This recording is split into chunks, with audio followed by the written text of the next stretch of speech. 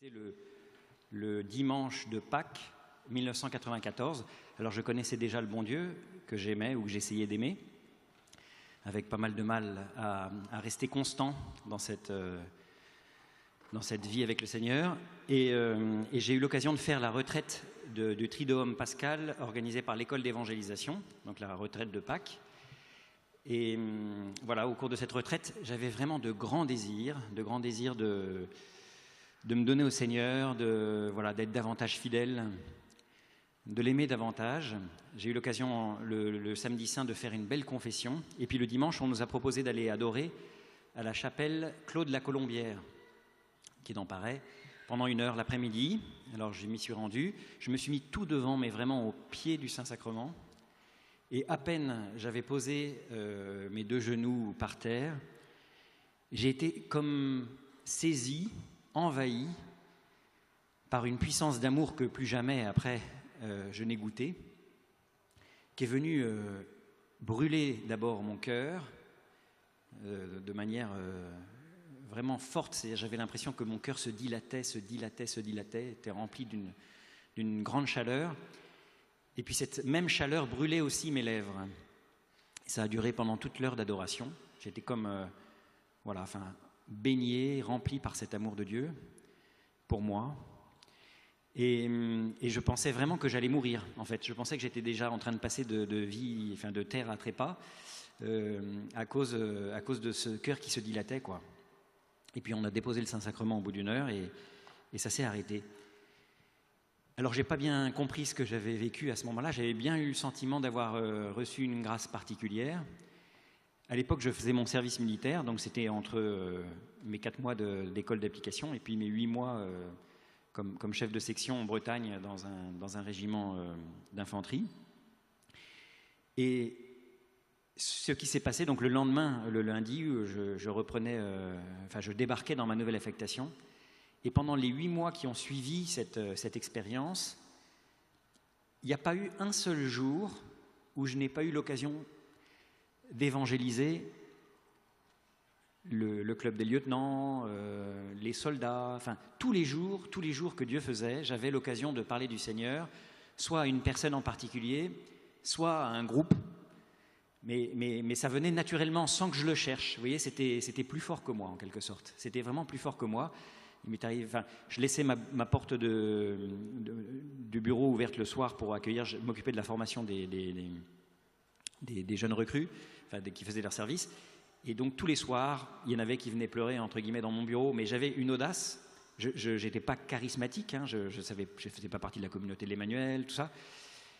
Mais j'emmenais les gars qui avaient vraiment des trucs trop lourds à porter, je les amenais à la chapelle du régiment, je les mettais à genoux devant le tabernacle, et puis je priais de manière très spontanée le Seigneur pour la personne. Voilà, dans mes enseignements, parce que j'avais des petits cours à leur donner sur l'histoire de la France ou autre chose, je parlais de la France chrétienne, Bref, tous les jours, j'ai même emmené toute ma troupe avec 2 camions le 15 août assister à la messe du village. Mais ils étaient volontaires, c'était une manière pour eux de sortir du régiment. Mais voilà. Tous les jours, en tout cas, j'avais vraiment cette occasion. Et puis, c'est que bien après, en entendant des enseignements au sein de la communauté de l'Emmanuel sur ce qu'était l'effusion de l'Esprit, que j'ai compris la grâce que j'avais reçue ce dimanche de Pâques 1994. Et en relisant cette expérience, en tout cas, c'est comme ça que je l'interprète et que je l'ai lu, mais vous savez, le Seigneur touche chacun de manière très personnelle, très, très particulière, et en même temps la manière dont il touche la personne, à travers la manière dont il va la toucher, je pense que le Seigneur dit quelque chose de la mission qu'il attend de cette personne. Et voilà, il me semble qu'en tout cas, est-ce que ce sont ces lèvres qui brûlaient comme pour pouvoir annoncer l'Évangile. J'ai le sentiment, en tout cas, d'avoir reçu en même temps que cette grâce immense de rencontre avec Dieu, le goût et le désir d'annoncer à temps et à contre-temps l'Évangile. Et j'ai la chance, depuis presque 10 ans maintenant, que ce soit mon métier, en quelque sorte, puisque j'ai la chance de travailler pour des médias d'évangélisation au sein de la communauté de l'Emmanuel. Voilà. Alors, aujourd'hui, donc dernier jour de la retraite, il y a encore un peu de travail à faire. On va parler justement évangélisation, on va parler mission, mais voilà, pour chacun. Hein, c'est-à-dire que l'idée, c'est que voilà, chacun d'entre vous, à la fin de cette session, devienne un missionnaire zélé. Alors, vous savez qu'on n'a pas vraiment le choix. Hein. Le pape François n'arrête pas de nous exhorter à la mission et à l'évangélisation. Sortez de vous-même, sortez à la périphérie, vers les oubliés de l'existence, dites-leur, Dieu t'aime. Et de fait, je crois, moi, qu'avec ce pape, on est un peu sorti de manière définitive, j'espère en tout cas, du débat qui a traversé l'histoire de l'Église de France, notamment ces 30 ou 40 dernières années, entre annonce explicite et puis enfouissement. Vous savez, l'enfouissement, c'est cette théorie qui a prévalu pendant de nombreuses années en France, et selon laquelle il ne faut pas parler de Jésus aux gens, il ne faut pas leur en parler. Ce qui est important, parce que ça c'est agressif, vous voyez, de parler du Seigneur, et il vaut mieux rayonner discrètement de sa foi dans les actes de charité, sans annonce explicite. Voilà. Et on reste parfois marqué par ce discours. Je pense que, voilà, je suis sûr même que parmi nous, voilà, on est tous un petit peu marqués par ce discours-là, et qui nous sert parfois d'excuse d'ailleurs, pour rester discret et ne pas afficher sa foi. Pourtant, saint Paul nous exhorte bien quand il dit « Comment invoquer le Seigneur sans avoir d'abord cru en lui ? Comment croire en lui sans avoir entendu sa parole ? Comment entendre sa parole si personne ne l'a proclamée ?» Et le pape François, lors de la veillée de Pentecôte 2013 avec les nouveaux mouvements et les communautés nouvelles, disait « Transmettez la foi. Nous ne trouvons pas la foi dans l'abstrait. Non, c'est toujours une personne qui prêche, qui nous dit qui est Jésus, qui nous transmet la foi, qui nous donne la première annonce. » Alors, et de fait, il existe de bonnes raisons de parler de Jésus aux autres. On va en voir rapidement 3, ça sera l'objet de notre première partie. Puis après ça, il y a 5 autres parties. Donc, ça, c'est pour ceux qui aiment bien les trucs un peu structurés. Après ça, on verra qu'est-ce qui nous bloque dans l'évangélisation. Qu'est-ce qui fait que souvent, on est bloqué par rapport à l'évangélisation. Ensuite, on verra qu'est-ce que c'est que profondément évangéliser. On essaiera de donner une définition de ça. On verra, ça c'est la 4e partie, celle que tout le monde aime, c'est quels sont les critères qu'il faut remplir pour pouvoir évangéliser. Parce qu'en général, on se dit peut-être que je ne vais pas remplir les critères. Et puis ensuite, on verra l'équipement de base du missionnaire avec 3 outils principaux. Et en fait, je crois que c'est ma dernière partie. Oui, parce que finalement, j'ai fait que 5 parties. C'est bien. Alors, pourquoi évangéliser ? D'abord, alors là, je vais aller assez vite parce que je pense que normalement, après 4 jours ici, vous avez à peu près les idées claires là-dessus. Je rappelle quelques points rapidement. La première raison, c'est parce que c'est un commandement de Jésus lui-même, d'accord ? On appelle ça le mandat missionnaire du Christ. Le mandat, un mandat dans le sens de commandement. Vous connaissez les dernières paroles du Christ dans l'évangile de saint Matthieu. « Allez donc de toutes les nations, faites des disciples, les baptisant au nom du Père et du Fils et du Saint-Esprit, leur apprenant à garder tout ce que je vous ai prescrit. » Ça, c'est dans Matthieu, chapitre 28, versets 18 et 20. Donc, première chose, Jésus nous le demande. Deuxième chose, parce qu'à la suite du Christ, l'Église nous presse d'évangéliser. Pour l'Église, l'évangélisation est vraiment fondamentale, prioritaire. Elle est essentielle, vraiment, elle fait partie de la nature même de l'Église.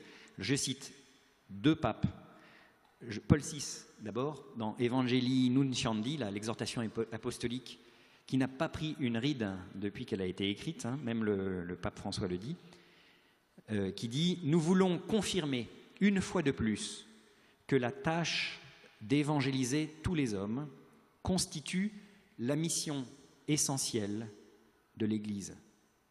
Évangéliser est, en effet, la grâce et la vocation propre de l'Église, son identité la plus profonde. Elle existe pour évangéliser. L'Église existe pour évangéliser. Voilà ce que nous dit le pape. Et quand il dit l'Église, c'est pas que, vous savez ça, hein, c'est pas que les évêques, les cardinaux et les prêtres. Hein. À partir du moment où nous sommes baptisés, voilà, nous sommes l'Église. Jean-Paul II, il dit aussi quelque chose de très fort. Aucune communauté chrétienne n'est fidèle à sa propre tâche si elle n'est pas missionnaire. Ou bien elle est une communauté missionnaire, ou bien elle n'est même pas une communauté chrétienne. Ça c'est fort aussi. Hein.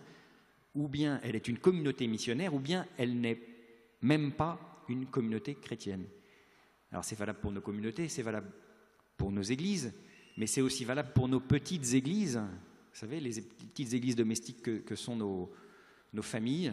Voilà. Troisième raison pour laquelle nous devons parler de Jésus autour de nous, c'est parce qu'ils ont désespérément besoin d'entendre cette bonne nouvelle de Jésus-Christ. Hein? Si on était dans un désert et que nous sachions qu'il y a une oasis quelque part, eh bien nous serions de bien mauvaises personnes que de ne pas leur indiquer où est-ce qu'est l'oasis et de laisser les gens mourir de soif. Eh bien c'est un peu ça, parce que vous savez que le cœur de nos contemporains, le cœur de chaque homme est assoiffé de Dieu, même s'il l'ignore, même s'il refuse de le croire, même s'il a décidé que non, ça retirerait en fait qu'il a été créé par Dieu et pour Dieu, et que, en quelque sorte, je dirais son but ultime, son épanouissement, son bonheur complet ne se trouvera qu'en Dieu. C'est ce que nous dit le catéchisme de l'Église catholique. Le désir de Dieu est inscrit dans le cœur de l'homme, car l'homme est créé par Dieu et pour Dieu. Dieu ne cesse d'attirer l'homme vers lui, et ce n'est qu'en Dieu que l'homme trouvera la vérité et le bonheur qu'il ne cesse de chercher. Donc, en quelque sorte, nos contemporains, tous les gens que nous côtoyons, ils ont le droit de savoir qu'ils sont aimés de Dieu. Donc, en général, c'est pour ça que je passe rapidement sur cette première partie, la problématique n'est pas tellement de savoir pourquoi il faut évangéliser. Là, vous savez que c'est même pas une question à se poser, en fait. C'est pas une option, c'est comme ça. Hein, tout le monde est à peu près d'accord là-dessus. Tout le monde. Mais le problème, c'est plutôt qu'on se sent assez démuni, généralement. On se sent assez démuni. On ne sait pas très bien comment faire. Et puis, on a un certain nombre de fantasmes sur ce que ça pourrait être l'évangélisation qui font que, on a un peu peur, il faut bien l'avouer. Alors, c'est l'objet de ma deuxième partie. On va essayer de regarder, de lister ensemble, de regarder en face nos peurs. Voilà. Qu'est-ce qui nous bloque, nos obstacles, qu'est-ce qui nous empêche, en fait, d'évangéliser. Le fait de dire des mots et de regarder vraiment en face, voilà, qu'est-ce qui nous bloque, c'est déjà une grosse partie du travail qui est fait. Donc, qu'est-ce qui nous bloque dans l'évangélisation ? La première chose qui nous bloque, il me semble, c'est l'idée qu'on se fait de ce qu'est l'évangélisation. C'est l'idée qu'on se fait de ce qu'est l'évangélisation. Si je vous dis évangélisation, je pense qu'à peu près 40% d'entre vous va penser qu'il s'agit de ce qu'on va voir maintenant à l'écran.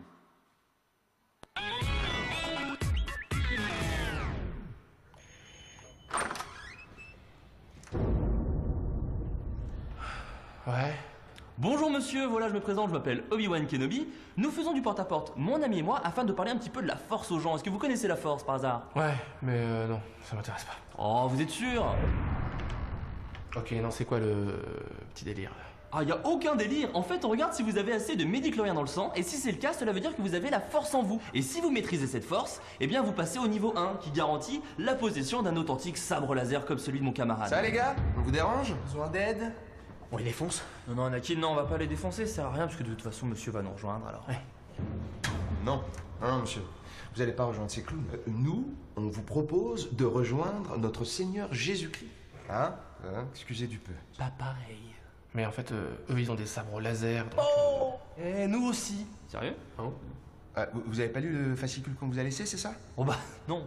Absolument pas. Et voilà, personne ne lit jamais le petit fascicule. Vous rejoindrez les représentants légitimes de Dieu sur Terre et vous aurez un sabre laser vachement stylé. Et est-ce que c'est écrit aussi que vous plagiez comme des gros bâtards? Chez nous, monsieur, la tresse à la con est pas obligatoire. Oh oui, les cheveux, super, super. Peut-être on va comparer les idées, Maître Yoda, Jésus-Christ.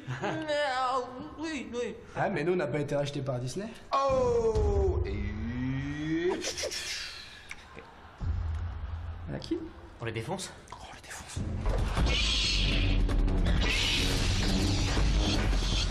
Ah, du coup, c'était vraiment vrai le coup des sables laser. Mais oui, c'est vrai!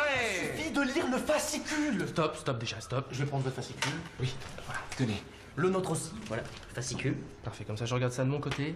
Que la force soit avec vous. Que Jésus-Christ soit avec vous. Que la force. Que Jésus, parce que... Force, la force. C'est la force. Vous La dites force. Jésus. La force. Non, monsieur. Jésus, Voilà. Alors. Donc, je pense qu'il y a au moins 40% d'entre vous qui pensent que c'est ça. Évangéliser, c'est faire comme les témoins de Jéhovah, en quelque sorte. Bon. Je suis sûr des chiffres que j'avance. L'autre partie, il y a 40 autres pourcents, imaginent que l'évangélisation, c'est un petit groupe qui chante des cantiques dans la rue autour d'une icône et qui interpelle le passant pour savoir s'il connaît Jésus. Hein. Et là, on se dit, généralement, ça, c'est vraiment pas pour moi, quoi. Vraiment, je peux pas. C'est pour des spécialistes qui sont très audacieux, très courageux, hein, pour pas dire des illuminés, des fadas, un peu des extraterrestres, là, comme ceux qu'on a vus tout à l'heure, et qui n'ont plus suffisamment d'estime d'eux-mêmes pour accepter de se taper la honte comme ça. Voilà. Ou qui ne se rendent pas vraiment compte de ce qu'ils font, enfin, qui sont complètement ridicules. Bon. Alors, on va voir un autre petit extrait pour illustrer un peu ça, qui est un extrait tiré d'un film qui s'appelle Nos jours heureux, et qui illustre assez bien le sentiment de solitude qui pourrait nous traverser l'esprit si un jour on se retrouvait à faire justement de l'évangélisation de rue directe. Donc là, dans cet extrait, on est dans un bus qui part en colonie de vacances avec des jeunes. Donc il y a l'animateur du bus, c'est Jean-Paul Rouve, qui propose à chacun d'interpréter une petite chanson au micro du bus. Et puis il demande à Caroline, qui est jouée par Joséphine Demeaux, d'interpréter sa petite chanson. Voilà ce que ça donne. Et regardez bien la réaction de l'animateur de bus, c'est un peu la nôtre quand on voit l'évangélisation. Trouver dans ma vie ta présence, tenir une lampe allumée, choisir avec toi la confiance, aimer se savoir aimer. Poser ton regard dans le doute, savoir reconnaître ton pas. Caroline, c'est très bien, c'est vraiment très joli. T'as pas quelque chose de plus péchu, de plus récent? Non, le reste, je le connais pas par cœur. Ah, c'est dommage. Bah, finis celle-là alors. Non, mais j'ai fini de toute façon. Ah, ok. Bravo, super, c'était vraiment bien. Bravo, on applaudit Caroline, ouais! Bravo, Caroline! Voilà. Donc, évangélisation, souvent, c'est synonyme dans notre tête un peu de grands moments de solitude. Alors, le premier obstacle, donc, c'est celui-là. Je pense que c'est beaucoup lié à l'idée, voilà, qu'on se fait de ce que peut être l'évangélisation. Ça nous paraît un peu inaccessible, quoi. Le deuxième obstacle, c'est la peur. C'est la peur. Ou plutôt les peurs, parce qu'il y a plusieurs peurs. Alors j'ai listé quelques-unes de ces peurs qui nous assaillent à l'idée d'évangéliser. Donc la première peur, c'est de passer pour un idiot ou un extraterrestre. C'est un peu les petites vidéos qu'on vient de voir. La deuxième peur, c'est la peur de se faire rejeter. Hein, la peur de se faire agresser même, peut-être. Et moi, c'est mon propre exemple. Et moi, avant de faire l'expérience que j'ai évoquée, on n'allait plus à la messe. Quand j'ai eu 12-13 ans, les parents ont arrêté de nous emmener à la messe. Et puis quand j'ai eu 16-17 ans, j'y suis retourné tout seul sur mon petit vélo, voilà, le dimanche, parce que j'avais fait le calcul qu'une heure sur 7 fois 24 heures, voilà, ça valait quand même bien ça. Avec tout ce que le bon Dieu me donnait par ailleurs, je pouvais lui rendre au moins ça. Et donc j'allais fidèlement le dimanche tout seul de ma famille à la messe en vélo. Et quand je revenais pour me mettre les pieds sous la table pour le repas dominical, je faisais mon petit prêchi-prêcha, le prêtre a dit ceci, la messe est obligatoire, gna gna gna gna gna, etc. à mes parents, mes frères et sœurs. Et puis un jour, mon père m'a pris entre quatre yeux dans sa chambre et puis il m'a dit, écoute Hubert, on était vraiment avec ta mère extrêmement touchés de voir que tu reprenais ton petit vélo tous les dimanches comme ça pour aller à la messe. Ça nous a donné vraiment envie d'y revenir. Mais tu nous as tellement fait chier avec des petits prêchis-prêchats que tu peux être sûr d'une chose, c'est qu'on n'y retournera jamais de notre vie. Voilà. Donc ça, c'était ma première expérience d'évangélisation pas vraiment réussie. Bon, donc on a un peu peur de ça, quoi, peur de se prendre un gros vent. L'autre peur, la troisième peur, c'est la peur de rencontrer quelqu'un qu'on connaisse ou qui nous reconnaisse. Vous voyez ? Ça, c'est une histoire bien connue que racontait Gérald Arbola, qui était un des membres de la communauté, un ancien membre de la communauté, qui faisait des évangélisations de rue entre midi et 2 dans le quartier d'affaires dans lequel il travaillait. Donc je comprends quelle était sa gêne. Et puis, donc ça se faisait par petits groupes, vous savez justement, les fameux petits groupes en rond autour d'une icône en train de chanter des chants du carnet vert. Et puis donc il n'avait qu'une seule trouille, c'était de rencontrer quelqu'un qu'il connaissait. Donc il se cachait le plus possible derrière son carnet vert. Et puis un jour, qu'est-ce qu'il voit ? Il voit le plus gros client de sa boîte qui traîne. Alors là, il se cache de plus en plus derrière son carnet vert, mais pas de bol, le gars le voit et fonce directement sur lui et puis lui dit mais qu'est-ce que vous faites là ? Ah je chante. Je vois bien que vous chantez, mais pourquoi vous chantez ? Je chante l'amour de Dieu pour chaque homme. Enfin, on passe très vite pour voilà bon. Et le gars lui a répondu, ah bon, ça m'intéresse. Est-ce que vous accepteriez de venir me voir au bureau tel jour, telle heure pour m'en parler ? Et enfin bref, il était persuadé que le rendez-vous qu'il avait avec le patron était pour abandonner le contrat, ou enfin bref. Et puis non, il s'est retrouvé dans le bureau du patron avec 2 ou 3 de ses acolytes et qui lui ont dit, ben voilà, la dernière fois que je vous ai vu, vous m'avez parlé que Dieu aimait chaque homme. J'aimerais bien que vous me disiez avec mes amis, on est très intéressés de savoir de quoi il s'agit exactement. Et il a pu vraiment faire une évangélisation plus approfondie. Donc peur, en tout cas, de rencontrer quelqu'un ou quelqu'un nous reconnaisse. 4e peur, la peur de ne pas être assez formé. Ça aussi, on peut avoir cette peur-là de se dire, bah tiens, mais moi, je ne saurais pas répondre à toutes les questions que les gens vont me poser. Je n'ai pas tout lu, je ne suis pas assez bien formé pour évangéliser. Peur, enfin, c'est la combienième là, 5e peur de ne pas être assez saint, en quelque sorte, de ne pas être assez exemplaire. Ça aussi, ça peut habiter notre cœur parfois. Notamment quand, par exemple, dans son travail, voilà, il y a combien de chrétiens n'osent pas afficher leur foi en se disant, mais le problème, c'est que si jamais j'ai un comportement pas exemplaire, je vais être un vrai contre-témoignage, il vaut mieux que les gens ne sachent pas que je suis chrétien. C'est bien, il faut aller jusqu'au bout du raisonnement quand même, hein. C'est-à-dire que... moi, j'avoue que quand j'ai commencé ma vie professionnelle, donc je ne travaillais pas pour la communauté à l'époque, dans l'automobile, je me suis vraiment posé cette question. Est-ce que j'affiche ou pas le fait que je suis chrétien ? Et je voyais bien qu'en moi, j'avais cette petite peur qui sommeillait. Je me disais, mais oui, mais si jamais je suis chrétien, il va falloir que je me comporte comme un chrétien. Il va falloir que je me comporte comme un chrétien. Oui, effectivement, il va falloir que je me comporte comme un chrétien. Mais en fait, c'est pas plus mal, hein, finalement. C'est assez cohérent, hein. Donc j'ai décidé de me comporter comme un chrétien dans mon entreprise et d'une certaine manière, le fait que je me sois affiché comme tel m'a obligé, stimulé, on va dire, à avoir une attitude juste dans mon travail. Donc c'est un bon stimulant. Donc j'ai mis tranquillement ma petite icône de Jésus sur mon bureau. J'avais mis sur les écrans de veille de mon ordinateur, quand l'écran se mettait en veille, il y avait marqué « Christ est ressuscité, Alléluia ». Et ce qui m'avait valu d'ailleurs un jour la visite d'un de mes patrons qui débarque pour me demander un truc, puis il voit la photo de Jésus, enfin une sorte de petite icône, et puis il me dit « Ah, c'est marrant ça, c'est quelqu'un de votre famille ?» Alors j'ai dit « Ben non, c'est Jésus !»« Ah, c'est Jésus !» Et à ce moment-là, poup, l'écran de veille se met en veille. Christ est ressuscité, alléluia. Il était sidéré. Ah mais c'est incroyable votre... Bref. Voilà, mais l'avantage, une fois qu'on a fait notre coming out de catho, c'est que les gens, quand ils ont une question, ils viennent vous voir.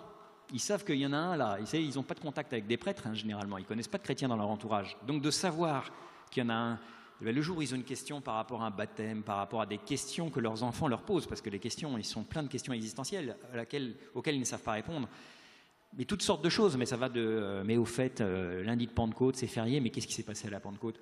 Voilà, des petites choses comme ça qui font que, voilà, pendant les 10 ans où j'ai travaillé dans cette boîte, je me suis régalé, vraiment régalé. Et jamais j'ai été ni moqué, ni rejeté pour ma foi.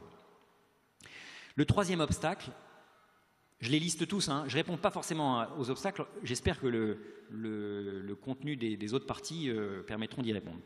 Le troisième obstacle, il me semble, c'est le manque de temps, de disponibilité. En fait, on n'est pas si disponible que ça pour ça, parce qu'on a plein de choses à faire. On y reviendra. Le quatrième obstacle, qui est plus subtil et qui est plus insidieux, c'est que parfois on se dit « Ah non, vraiment, j'aimerais évangéliser, mais là, je ne peux pas. Je ne peux pas parce que je ne suis pas bien. Je ne suis pas bien, j'ai des poids trop lourds à porter, je vis une épreuve, je traverse une épreuve, et du coup, j'ai pas envie, en fait. J'ai pas la joie, quoi. J'ai pas la joie, et du coup, je me sens pas d'évangéliser. » Eh bien, si c'est votre cas, moi je dirais, va au contraire évangéliser et tu trouveras la joie. Tu trouveras la joie. Je pense que vous avez tous, j'espère, eu cette expérience de pouvoir parler à quelqu'un de votre foi, hein, de parler de Jésus à quelqu'un. Peut-être de manière vraiment très, très simple parce que ça s'est présenté dans le cadre d'une conversation, un dîner ou... Et je suis sûr que vous avez goûté à ce moment-là ou après ce moment-là une joie profonde. Ça, c'est vraiment le fruit de l'évangélisation. C'est vraiment la joie. Donc si un jour on déprime ou qu'on n'a pas la joie pour toutes sortes de raisons objectives, eh bien vraiment, vous pouvez vous dire, pour retrouver et goûter cette joie, il faut que j'aille évangéliser, il faut que j'aille parler du Seigneur à quelqu'un. Il n'y a pas de joie plus grande. Bon, j'insiste pas davantage sur les obstacles. Je pense que vous avez pu vous reconnaître dans l'un ou l'autre. Vous les connaissez aussi bien que moi. Donc je ne réponds pas point par point à chacun de ces obstacles, mais on va les laisser là. D'accord ? Et puis j'espère que le reste du topo va vous permettre d'y répondre sans avoir besoin de les affronter directement. Alors, on va maintenant, troisième partie, pour ceux qui suivent, qui ne sont pas encore endormis, on va essayer de prendre ensemble le temps de définir ce qu'est l'évangélisation, pour savoir de quoi on parle, et puis pour éviter les caricatures qu'on peut avoir ou les fantasmes que j'évoquais tout à l'heure. Donc, évangéliser, c'est quoi? Évangéliser, vous savez que ça vient du grec, enfin c'est comme le mot évangile, ça vient du grec evangelion, qui signifie bonne nouvelle, d'accord? Donc, évangéliser, c'est pas compliqué, c'est transmettre une bonne nouvelle, d'accord? C'est transmettre une bonne nouvelle. Mais c'est quoi cette bonne nouvelle? Cette fameuse bonne nouvelle que nous devons annoncer. C'est quoi? C'est quoi la bonne nouvelle? On n'arrête pas de parler de la bonne nouvelle dans l'Évangile, mais on ne sait pas ce que c'est. Alors, vous savez, en introduction, je vous citais le pape François, hein, qui disait d'aller aux périphéries les oubliés de l'existence. Dites-leur, nous dit le pape, dites-leur, Dieu t'aime. Voilà, là, le pape, il a résumé de chez résumé, mais en gros, la bonne nouvelle, c'est ça. Dieu t'aime. Donc c'est très résumé, mais c'est ça. Que cette bonne nouvelle que Dieu nous demande de transmettre, c'est le fait que Dieu est proche de nous, hein, que son royaume est tout proche dans l'Évangile. Hein, annoncer que le royaume de Dieu est tout proche. Hein, il est déjà là, c'est Dieu lui-même qui nous aime, chacun personnellement. Hein, c'est ce que Jésus est venu redire ici même, hein, à Sainte Marguerite Marie. Mon divin cœur est si passionné d'amour pour les hommes et pour toi en particulier. Hein, donc c'est vraiment cet amour de prédilection personnel pour chacun. C'est pas Dieu aime les hommes en général, c'est Dieu aime chacun personnellement d'un amour immense. Donc, la bonne nouvelle, en gros, c'est tout simplement l'annonce de cet amour personnel particulier de Dieu pour chaque homme.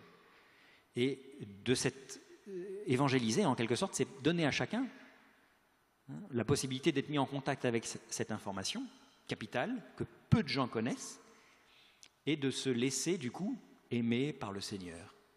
De se laisser aimer par le Seigneur. Alors, il y a un mot savant pour désigner la bonne nouvelle qu'on doit annoncer. Ce mot savant, c'est ce qu'on appelle le kérygme. Vous connaissez ce mot kérygme? Alors, c'est un mot qu'on n'utilise pas forcément beaucoup. En grec, kérygme, ça veut dire proclamation à voix haute. Proclamation à voix haute. Et en quelque sorte, le kérygme, c'est le pitch. Vous savez, pour un film, sur les affiches, vous avez une petite phrase qui vous donne en quelque sorte, on appelle ça le pitch, c'est un peu la synthèse, l'idée du scénario, quoi, en quelques phrases ou en quelques mots, le condensé. Eh bien, le kérygme, en quelque sorte, c'est le pitch, le condensé de la foi, le condensé du credo, c'est une sorte de profession de foi fondamentale, en une phrase ou presque. Alors on va faire je suis sûr que vous le connaissez, le kérygme. Je vais vous faire un test. Si je vous dis « Il est grand, le mystère de la foi », vous allez me répondre « Nous proclamons ta mort, Seigneur Jésus, nous célébrons ta résurrection, nous attendons ta venue dans la gloire. » Eh bien, ça c'est le mystère de la foi. En quelque sorte, en disant ça, vous proclamez le kérygme, justement, parce que vous annoncez la mort et la résurrection du Sauveur. Alors, c'est ça, un peu, en quelque sorte, le kérygme. Et le kérygme, c'est ça que les apôtres vont proclamer les premiers temps de la mission, les premiers temps de l'évangélisation. Quand on regarde les actes des apôtres, à longueur de temps, le discours des apôtres reprend cette structure du kérygme. Alors, je vais vous donner 3 exemples. 4. Bon, on verra. Je vais les dire assez rapidement, mais vous verrez, c'est très intéressant. Et vous allez surtout, en même temps que je vais vous faire ces petites citations, vous allez essayer de repérer ce qu'il y a de commun entre chacune de ces proclamations à voix haute. D'accord? La première évangélisation qui se produit, c'est le jour de la Pentecôte. D'accord? Pierre sort dans la rue, il y a toute une foule qui est là, et il fait sa prédication, une grande prédication. Et qu'est-ce qu'il dit? Jésus, le Nazaréen, lui, vous l'avez cloué à une croix et vous l'avez fait périr par la main d'hommes iniques. Ce Jésus, Dieu l'a ressuscité, ce dont nous sommes tous témoins. Repentez-vous et que chacun de vous soit baptisé au nom de Jésus-Christ en rémission des péchés et vous recevrez le don du Saint-Esprit. Un peu plus loin, Pierre est convoqué devant le Grand Conseil, d'accord, parce qu'il y a eu une guérison qui a eu lieu au nom de Jésus, ça pose question au Grand Conseil. Qu'est-ce que dit Pierre au Grand Conseil? Le Dieu de nos pères a ressuscité Jésus, que vous aviez exécuté en le pendant au bois du supplice. C'est lui que Dieu, par sa puissance, a élevé en faisant de lui le chef, le sauveur, pour apporter à Israël la conversion et le pardon des péchés. Quant à nous, nous sommes les témoins de tout cela avec l'Esprit Saint que Dieu a donné à ceux qui lui obéissent. Un peu plus loin encore, toujours dans les Actes des Apôtres, Pierre voit un songe et va rencontrer un centurion romain qui s'appelle Corneille, qui lui aussi a eu un songe. Bref, ils se rencontrent et Pierre est amené à parler à la famille de Corneille et à toute sa maison. Qu'est-ce que dit Pierre? Jésus de Nazareth, Dieu l'a consacré par l'Esprit Saint et rempli de sa force. Là où il passait, il faisait le bien et il guérissait tous ceux qui étaient sous le pouvoir du démon, car Dieu était avec lui. Et nous sommes témoins de tout ce qu'il a fait dans le pays des Juifs et à Jérusalem. Ils l'ont fait mourir en le pendant au bois du supplice. Et voici que Dieu l'a ressuscité le 3e jour. Il lui a donné de se montrer non pas à tout le peuple, mais seulement aux témoins que Dieu avait choisis d'avance, à nous qui avons mangé et bu avec lui après sa résurrection d'entre les morts. Il nous a chargés d'annoncer au peuple et de témoigner que Dieu l'a choisi comme juge des vivants et des morts. C'est à lui que tous les prophètes rendent ce témoignage. Tout homme qui croit en lui reçoit par lui le pardon de ses péchés. Voilà. Une dernière petite citation. Saint Paul, là c'est pas dans les Actes des Apôtres, mais c'est une épître que Saint Paul écrit aux Corinthiens, la première, au chapitre 15. « Frères, je vous rappelle la bonne nouvelle Alors là, je vous rappelle la bonne nouvelle que je vous ai annoncée. Le Christ est mort pour nos péchés conformément aux Écritures et il a été mis au tombeau. Il est ressuscité le 3e jour conformément aux Écritures. Et il est apparu à Pierre, puis aux 12. Ensuite, il est apparu à plus de 500 frères à la fois. La plupart sont encore vivants et quelques-uns sont morts. Ensuite, il est apparu à Jacques, puis à tous les apôtres. Et en tout dernier lieu, il est même apparu à l'avorton que je suis. Voilà ce que dit saint Paul. D'accord? Donc quatre passages du Nouveau Testament qui nous donnent en quelque sorte ce kérigme. Alors, qu'est-ce qu'on va trouver de commun à toutes ces annonces? D'accord? Et de quoi est constitué justement le kérigme? 4 choses. Première chose, premier message, Jésus-Christ est le Messie, le Fils de Dieu. Jésus-Christ est le Messie, le Fils de Dieu. Deuxième message, il est mort et ressuscité pour nous sauver. Pour nous sauver de quoi? De quoi Jésus, par sa mort et sa résurrection, nous sauve? De quoi est-ce qu'il nous sauve? Il nous sauve de 2 choses, de la mort et du péché. D'accord? Il est mort et ressuscité pour nous sauver de la mort et du péché. Troisième chose qu'on a à chaque fois, j'en suis témoin. D'accord? Tous, ils disent, nous sommes témoins de sa résurrection. D'accord? Témoignage personnel. Quatrième chose, appel à la conversion. Faites-vous baptiser, repentez-vous, voilà. D'accord? À chaque fois, il y a à peu près cette structure-là dans le kérigme qui est prononcée par les apôtres. Jésus est le Messie, le Fils de Dieu. Jésus est mort et ressuscité pour nous sauver de la mort et du péché. Troisième chose, j'en suis témoin. Quatrième chose, appel à la conversion. C'est clair pour tout le monde, cette structure? Donc ça, c'est ce qu'on appelle le kérigme. Il y en a un qui suit, c'est bien. Alors, ce kérigme, il est extrêmement efficace et puissant.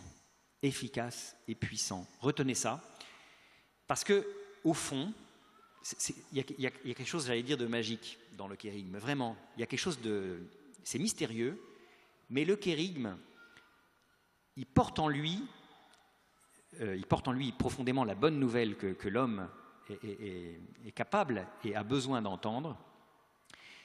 Et ce kérigme, voilà, agit puissamment dans le cœur de l'homme. Pourquoi? Parce qu'il répond profondément à l'inquiétude qui sommeille dans le cœur de chaque homme.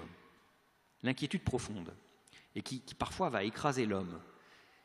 Cette inquiétude, justement, elle est liée au péché, parce que qu'on soit croyant ou qu'on ne soit pas croyant, chaque homme porte la marque du péché, et peut se trouver écrasé par le poids de la culpabilité. Moi, ça me fait toujours marrer quand j'entends dire que l'Église nous culpabilise. Au contraire, elle est la seule qui nous propose un chemin de libération par rapport à ce poids de la culpabilité et du péché, hein, lié au péché. Et puis la deuxième chose, la deuxième angoisse profonde et existentielle, profondément existentielle qui est dans le cœur de chaque homme, c'est l'angoisse de la mort. Hein, c'est vraiment de ces 2 angoisses-là, la mort et puis ce poids du péché, de la culpabilité, dont Jésus est venu nous délivrer et nous sauver. D'accord? Et donc, l'annonce de ce salut par Jésus-Christ, eh bien, a une puissance, une efficacité vraiment mystérieuse. Et ça, c'est l'expérience multiséculaire de l'Église. Hein. L'Église, depuis 2000 ans, elle ne fait qu'annoncer le kérigme, cette bonne nouvelle dont nous parlions tout à l'heure. Hein, et on le voit toujours dans les actes des apôtres, hein, les effets de cette annonce. À la Pentecôte, ceux qui l'entendaient furent remués jusqu'au fond d'eux-mêmes. Ceux qui avaient accueilli la parole de Pierre se firent baptiser. La communauté s'augmenta ce jour-là d'environ 3000 personnes. 3000 personnes. Il y avait une blague comme ça, hein, de quelqu'un qui disait, mais c'était un prêtre hein, qui disait ça, Pierre, une prédication, 3000 conversions. Maintenant, c'est 3000 prédications, une conversion. Mais c'est peut-être parce qu'on oublie parfois de prêcher le kérigme. Hein, j'ai fait l'occasion de faire un beau voyage au Brésil, à la découverte de l'église du Brésil. C'est un pays chrétien. Alors, ils ne sont pas tous catholiques, mais à 70% catholiques, et tous chrétiens, tous croient en Dieu, tous croient en Jésus. Eh bien, dans toutes les homélies, les prêtres, alors en tout cas là où j'y étais, insistent et rabâchent sans cesse le kérigme, redonnent en permanence le kérigme à travers leur prédication. Donc, et puis quand Pierre parle à Corneille, à sa maisonnée, on nous dit ceci: Pierre parlait encore quand l'Esprit Saint s'empara de tous ceux qui écoutaient la parole. Donc il y a vraiment, voilà, croyez qu'il y a une puissance inhérente au kérigme, une puissance de conversion inhérente au kérigme. Ok, on est à la fin de la troisième partie, on a compris donc que évangéliser, c'était transmettre la bonne nouvelle, que cette bonne nouvelle, c'était au fond le kérigme, c'est-à-dire ce condensé de la foi qu'on proclame à haute voix et qui est constitué de 4 parties. Jésus-Christ est le Messie, le Fils de Dieu. Jésus est mort et ressuscité pour nous sauver de la mort et du péché. J'en suis témoin.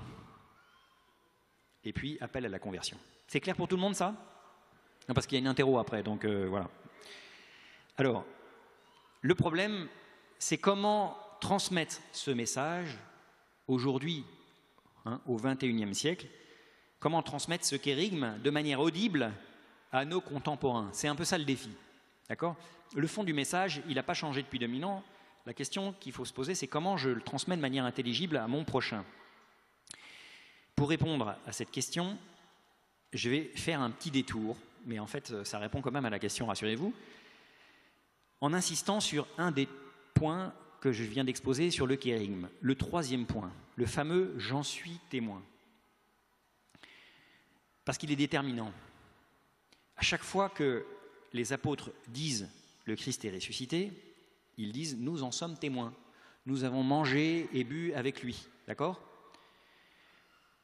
Et de fait, donc eux, ils ont mangé et bu avec lui. Mais ce n'est peut-être pas votre cas. Alors, de quoi est-ce qu'en 2014, on est capable de témoigner? Donc c'est ce 3e point qui est vraiment déterminant, c'est la question du témoignage. Peut-être que nous n'avons pas mangé et bu avec Jésus, peut-être. Mais probablement parmi vous, beaucoup d'entre vous ont expérimenté, comme je vous l'ai décrit au début pour ce qui était de ma propre expérience, l'amour de prédilection du Seigneur pour eux-mêmes. Peut-être que certains ont fait cette expérience de l'amour de prédilection de Dieu pour eux et qu'ils peuvent du coup témoigner que si Dieu est venu les toucher, d'accord, les rencontrer et leur faire goûter son amour, c'est bien qu'il est vivant, c'est bien qu'il est ressuscité, c'est bien que ce n'est pas Jules César, c'est pas Napoléon Bonaparte, c'est bien quelqu'un qui est encore aujourd'hui vivant puisqu'il me parle. Il me parle aujourd'hui, il me guérit, il me console. Et c'est de cette expérience-là que nous devons être capables de rendre compte, d'accord ? Pour annoncer l'amour de Dieu pour chaque homme et être crédible dans cette annonce, maintenant qu'on a compris en quoi consistait le message, d'accord ? Pour être crédible, il faut avoir expérimenté soi-même cet amour et être capable de dire « il est vivant, il m'aime, j'en suis témoin ». D'accord ? Jean-Paul II, dans sa lettre apostolique Novo Millennio Ineunte, à propos du nouvel élan missionnaire qu'il appelle de ses voeux pour l'Église, il dit ceci: « Ce nouvel élan missionnaire ne saurait être réservé à un groupe de spécialistes, mais devra engager la responsabilité de tous les membres du peuple de Dieu, de tous les membres du peuple de Dieu. » Et il ajoute cette phrase: « Celui qui a vraiment rencontré le Christ ne peut le garder pour lui-même. Il doit l'annoncer. » Celui qui a vraiment rencontré le Christ ne peut le garder pour lui-même, il doit l'annoncer. D'accord ? Ça permet de bien comprendre que c'est vraiment de ça. Ça veut dire que l'évangélisation, le message qu'on a à transmettre, vous avez compris que c'était pas une morale, c'était pas des raisonnements compliqués. Non, c'est en quelque sorte donner ce kérigme à partir de son propre témoignage personnel de ce qu'on a pu nous-mêmes expérimenter, que Dieu était vraiment vivant dans notre vie. Et donc c'est la raison pour laquelle, pour l'évangélisation, il n'y a rien de plus important que d'avoir des lieux comme ici, où les gens puissent faire cette expérience de la rencontre avec Dieu. Parce que c'est comme ça qu'après ça, ils pourront être à à leur tour missionnaires et témoigner de leur expérience. Ça va? C'est clair pour tout le monde, ça? Alors on passe à la quatrième partie. Quels critères faut-il remplir pour pouvoir évangéliser? Alors on va faire un peu une sélection là. On va trier. Alors je m'inspire de ce que dit Richard Borgman, que vous connaissez peut-être, qui est un ancien pasteur évangélique, très grand missionnaire. Voilà ce qu'il dit. Il dit que 3 choses sont absolument nécessaires pour être efficace dans l'évangélisation directe. Et si une de ces choses manque dans votre vie, donc c'est des critères vraiment très précis, eh bien, il vaut mieux que vous vous absteniez de partager votre foi en public. En général, donc, il y a un certain soulagement dans l'assemblée à ce moment-là. Alors, on va faire le tri des évangélisateurs. La première condition, c'est qu'il faut absolument avoir peur d'y aller. D'accord ? Il faut avoir peur d'y aller parce que le fait d'avoir peur, ça se voit. Du coup, on est un peu timoré, un peu timide, et ça rassure terriblement l'interlocuteur. On se dit, celui-là, il va pas me raconter de carabistou, il va pas m'avoir vu comment il pétoche. Bon, donc première chose, première condition.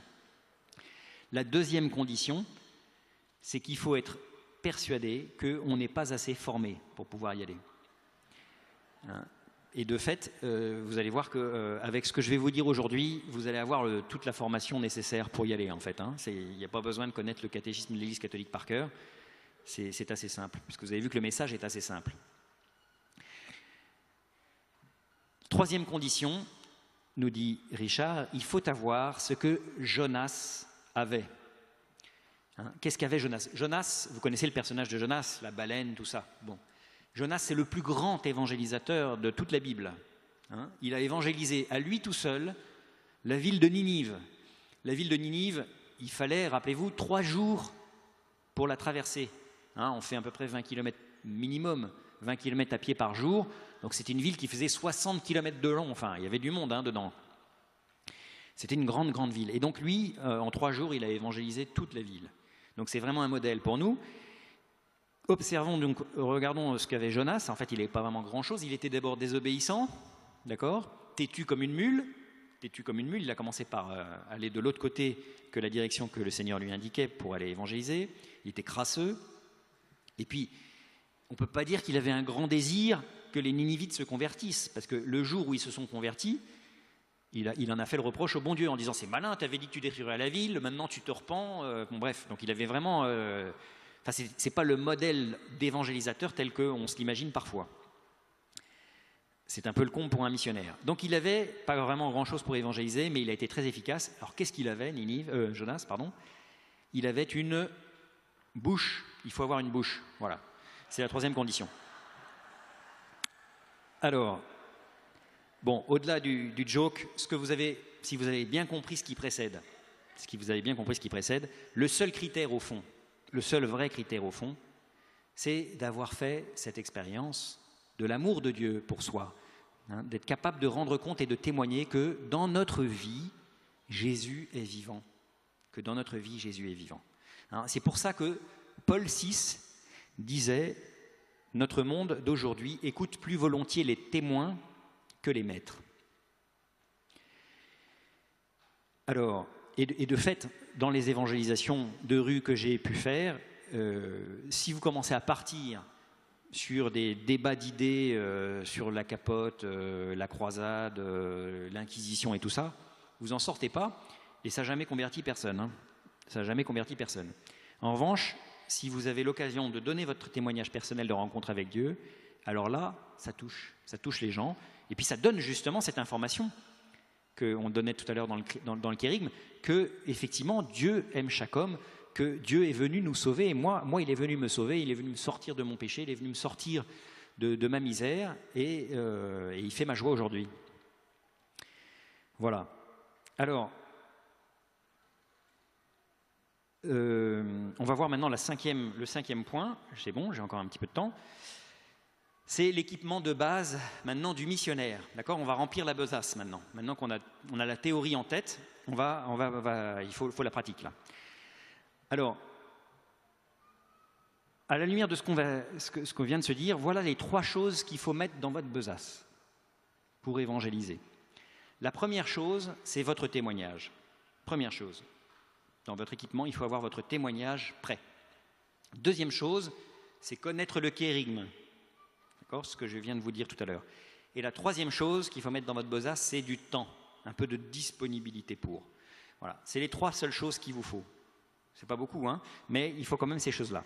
Ça, c'est vraiment l'équipement de base qui va nous permettre d'intervenir à temps et à contre-temps, en toute situation, en toute circonstance. Vous voyez, l'évangélisation, c'est pas seulement des opérations d'évangélisation organisées par la paroisse, par la communauté, ça peut être à n'importe quel moment de notre vie, on peut être amené à rendre compte de sa foi à un collègue de travail, à je sais pas quoi, à un gars qui conduit dans une voiture dans le cadre de Blablacar, une personne dans le train, dans le cadre d'une visite à domicile, enfin quel que soit le mode avec lequel vous allez être amené à évangéliser, il vous faut ces 3 choses-là, du temps, connaître le guérigme et savoir donner votre témoignage.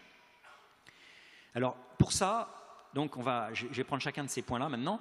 Il faut d'abord prendre le temps de préparer son témoignage. Ça, c'est déterminant. Préparer votre témoignage, ça c'est la résolution qu'il faut que vous preniez à l'issue de ce petit enseignement. On ne va pas vous faire, ça demanderait tout un atelier, hein, on pourrait faire un atelier complet sur comment préparer son témoignage de rencontre avec Dieu. Je vais vous donner quelques petites indications, d'accord?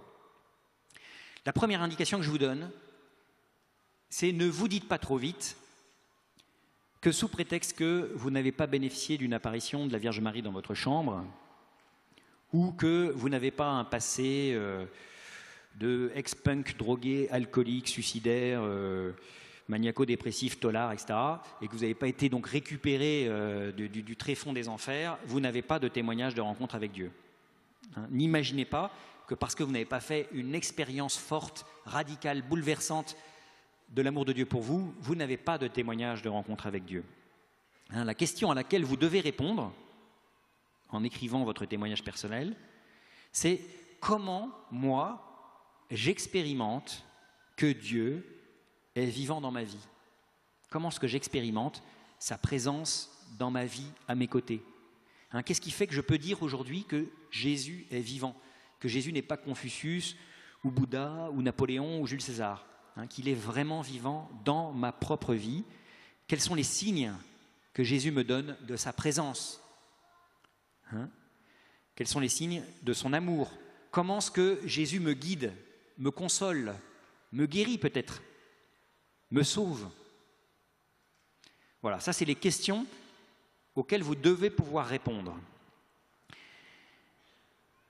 Et si parmi vous, il y en avait encore qui, après 5 jours de session à Paray-le-Monial, n'ont pas encore fait cette rencontre avec Dieu, du coup, hein, n'ont pas encore expérimenté cet amour de prédilection de Dieu pour eux-mêmes, eh bien qu'ils ne s'inquiètent pas, qu'ils ne désespèrent pas, hein, qu'ils demandent à Dieu de faire cette expérience. Vous pouvez demander à Dieu, Seigneur, voilà, moi je crois que je crois en toi, je veux bien te suivre fidèlement, mais au fond, j'ai encore cet héritage du péché originel en moi qui font que je doute de ton amour pour moi. Alors viens me manifester cet amour, viens me donner de goûter l'amour de prédilection que tu as pour moi. Ça c'est vraiment très important. Sans oublier, hein, donc demander à faire cette rencontre avec Dieu, sans oublier que Dieu n'est pas à l'extérieur de nous-mêmes. Hein, que cette rencontre, elle ne se fera pas sur la planète Mars ou ailleurs, elle se fera à l'intérieur de vous-même. Hein. Dieu est au-dedans de nous, hein, son Esprit Saint est en nous. Je vous livre un tout petit passage d'un petit livre que je vous recommande, qui a été écrit par un dominicain qui s'appelle Jean Druel, et il est sorti tout récemment en 2014, c'est paru aux éditions du Cerf, et ça s'appelle justement « Petit manuel de speed dating avec Dieu ». Donc voilà, c'est parfait pour ceux qui n'ont pas encore rencontré Dieu, ils peuvent lire avec profit ce petit livre. Voilà ce qu'il nous dit. Si nous voulons entrer en contact avec cette hôte intérieure, qui est l'Esprit Saint, hein, plus intime à nous-mêmes que nous-mêmes, comme dit saint Augustin, il faut nous taire. Dans notre jardin intérieur se cache un oiseau de paradis farouche, mais si nous savons nous taire, simplement nous asseoir dans un coin du jardin, sans bouger, sans rien dire, nous pouvons l'apprivoiser. La première rencontre est magique, la première fois qu'on entend chanter, la première fois qu'il se pose devant nous, la première fois qu'il mange dans notre main sont des moments qu'on ne peut pas oublier. Cet animal divin qui vit dans notre jardin n'attend qu'un peu de répit pour se poser.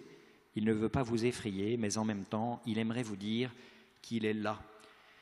D'accord? Donc, enfin voilà, j'en dis pas plus, mais comme c'est un point clé pour pouvoir évangéliser, avancez sur ce point-là si le cap n'est pas encore franchi.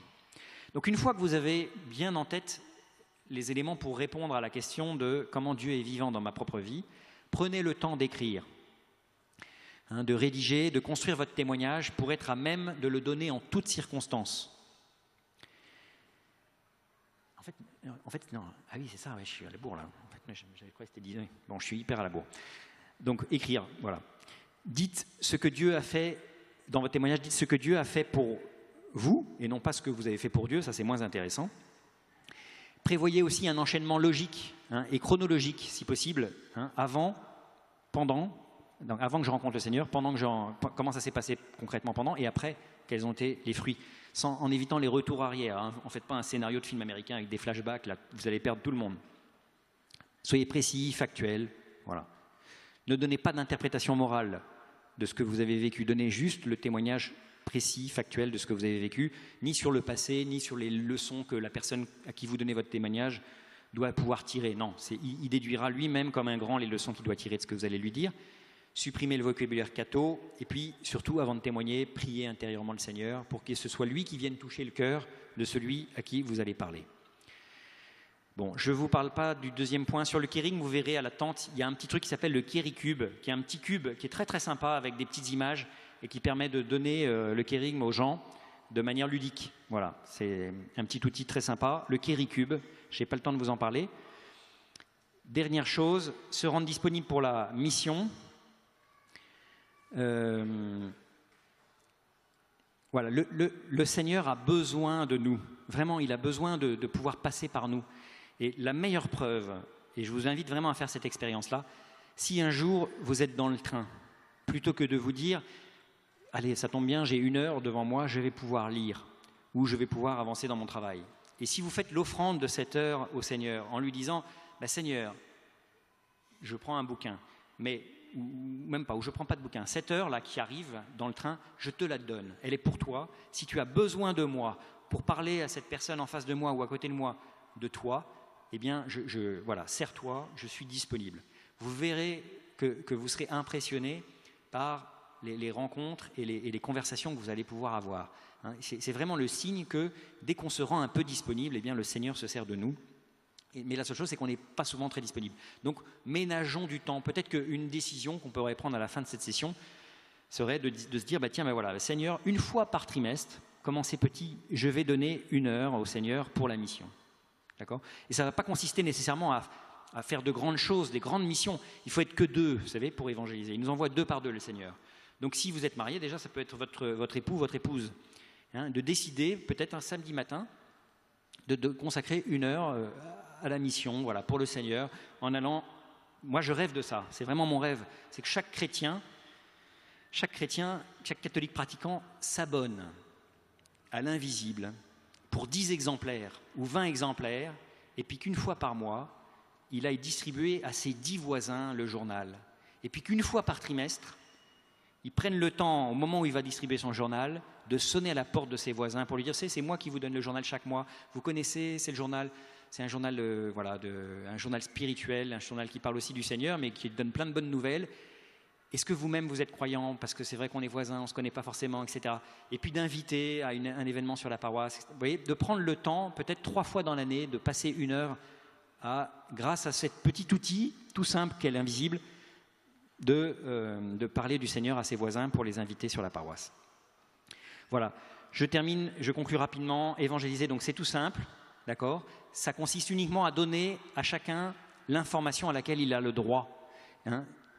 Je me souviens des premières évangélisations de rue que j'ai faites avec le dessinateur Brunor. Il interpellait la foule en leur disant, aux badauds qui se mettaient autour de nous parce qu'on chantait dans la rue, « Mesdames, Messieurs, votre attention s'il vous plaît, je ne suis pas venu vous vendre quelque chose, rassurez-vous, je suis seulement ici pour vous donner une information. Une information, et cette information c'est la suivante, Dieu vous aime. » Voilà. On a compris que c'était ça l'évangélisation. Chacun est aimé personnellement par Dieu. Et ça suppose, pour pouvoir en parler de manière, on va dire, crédible, que soi-même, on soit convaincu parce qu'on a fait l'expérience de cet amour personnel de Dieu pour nous-mêmes. Donc n'oubliez pas votre devoir des vacances avant de partir. Préparez votre témoignage. Passez vite à la tente librairie pour vous abonner à 10 exemplaires par mois à l'Invisible. Et puis vous rendre disponible pour être missionnaire là où le bon Dieu vous a planté, sans attendre qu'une grande mission vous soit organisée sur la paroisse. N'attendez pas. Et l'avantage de l'abonnement à l'Invisible, c'est que tous les mois, le facteur va lui-même vous rappeler que vous avez pris un petit engagement pour la mission, en vous disant, tiens, il y a 10 exemplaires, il y en a un pour toi, mais il y en a 9 pour tes voisins. Voilà. Et puis n'attendez pas, les fruits ne vous appartiennent pas, comme dit Sainte Bernadette. On m'a seulement demandé de vous le dire, pas de vous convaincre. Amen.